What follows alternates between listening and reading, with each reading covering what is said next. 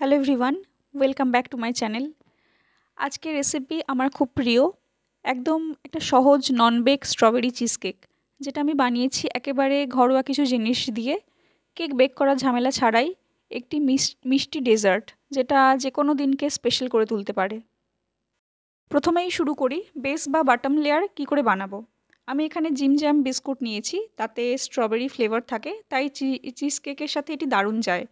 আমি বিস্কুটগুলোকে ভালো করে আলাদা করে নিয়েছি, আর ক্রিমগুলোকেও আলাদা করে নিয়েছি। বিস্কুটগুলো আমি মিক্সার গ্রাইন্ডারে ভালো করে মিক্স করে নিয়েছিলাম।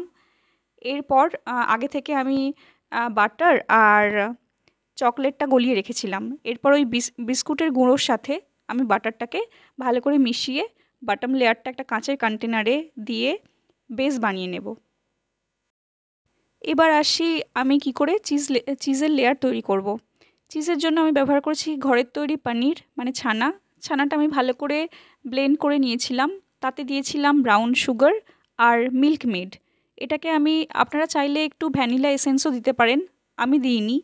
এটাকে একদম ভালো করে মিক্স করে নিলে একটা ক্রিম বানিয়ে নেব।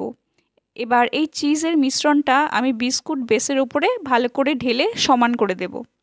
এবার টপ লেয়ারের জন্য আমি ব্যবহার করব আগে থেকে যে ডেয়ারি মিল্কের চকলেট নিয়েছিলাম, সেটা গলে গেছে। এটাকে ভালো করে ওই চিজের উপরে ছড়িয়ে দেব।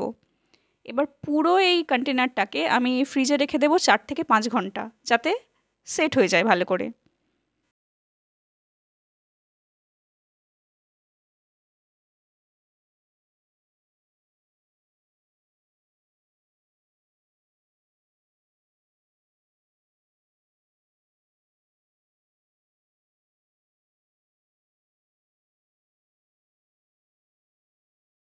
তারপর 4-5 ঘন্টা পরে আপনি এটা ফ্রিজ থেকে বের করে ঠান্ডা ঠান্ডা এনজয় করতেই পারেন স্ট্রবেরি চিজ কেক।